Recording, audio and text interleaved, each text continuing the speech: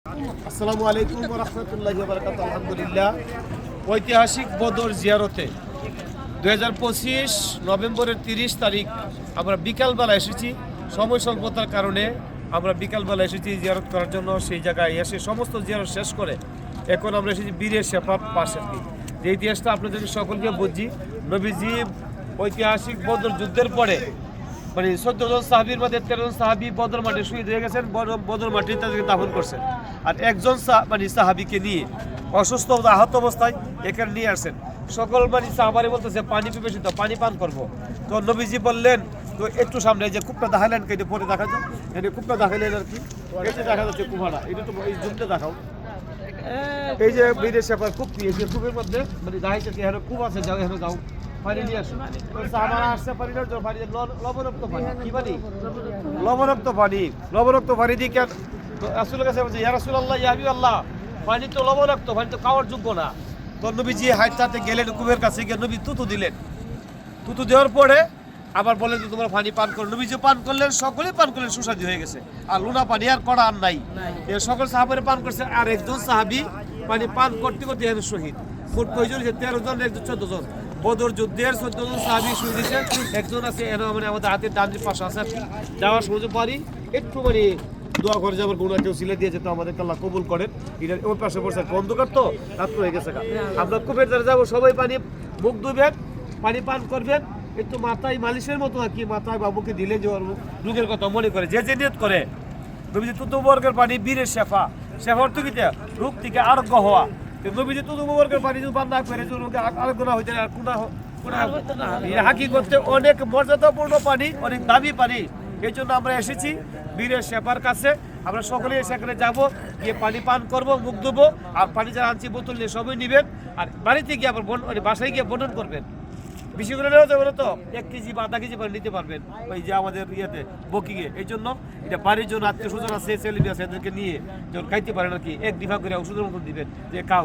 এটার উসিলা যেন আল্লাহ রাব্বুল আলামিন যে রোগটা মাপ করার কথা না, ডাক্তার ভালো করতে পারে না, সেই রোগের মালিক, ভালো করার মালিক কে? আল্লাহ। নবীজির তুতুবরকের এই কূপের পানির মাধ্যমে যাতে আমাদের রোগটা সেরে যায়, এই নিয়ত করে পানি পান করবেন, মুখ দেবেন। আসলে সামনের দিকে যাই। সকলেই রাত্রিবেলা আসার কারণে মোটামুটি পাতলা মানে কয়েক হাজার মানুষ একসাথে তাকে পানির ধাক্কি হয়। ওদিকে পানি নিতে পারে, ওদিকে নিতে পারে না। ওই অপরক হয়ে কিনে পানি নেই। আমরা একটা সময় এসেছি, ওই তো রাত্রেবেলা কষ্ট হয়েছে আমাদের এই সময় স্বল্পতার কারণে।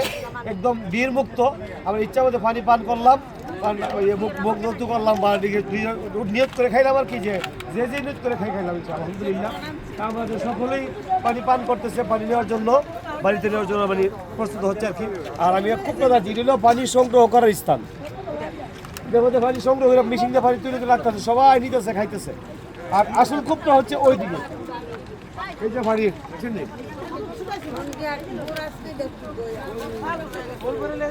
দেখা যায়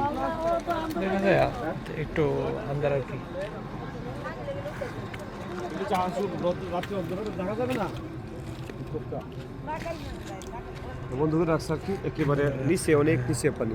ধুলাবালু পর্বত, এই জন্য ধুলাবালু পর্বত ধুলাবালি করার জন্য নাজুর পরে এই দিল আসল কূপ, যেটা এই যে কূপের অংশ বিশেষ। আমার ভাতিজা এই যে আব্দুল হামিদ অনেক কষ্ট করে এসেছেন, আমার ভাতিজা আকাশ আমাদের সাথে ছিলেন অনেক কষ্ট করে, সকলে আসছে আর কি। কুয়া আর কি না বুড়াই দিব এখান থেকে, সবাই এখান থেকে বুড়াতে হবে ইনশাআল্লাহ। আল্লাহ যেন আমাদেরকে আল্লাহ কবুল করেন, মাফ করে দেন, রোগ থেকে মুক্ত দান করেন। বিভিন্ন জন বিভিন্ন সমস্যার সমাধানের জন্য নিয়ত করে পানি পান করতেছে। আমি দোয়া করি এবং আমরা সকলেই যেন সেই পানির মাধ্যমে আল্লাহ তাআলা এই পানির ওসিলায় যেন মাফ করে দেয়। আলহামদুলিল্লাহ, এখনো পানি পান করতেছে, সকলেই পানি ধুইতেছে। আলহামদুলিল্লাহ, আমার পাও দিয়ে ফাতলা হয়ে গেছে ইনশাআল্লাহ। আলহামদুলিল্লাহ, পানির ওসিলাই মহান আল্লাহ রাব্বুল আলামিন নবী তুতু মুবারকের বরকতে যে পানি বীরের শেফার, সকলেই যেন এই পানির ওসিলায় যেন রোগ থেকে আল্লাহ মুক্ত করে দেয়। যে রোগের চিকিৎসা পৃথিবী ডাক্তার করতে পারে না, আল্লাহ যেন এই পানির ওসিলায় যেন আমাকে শেফা দান করে, আমাদের সকলকে যেন শেফা দান করে।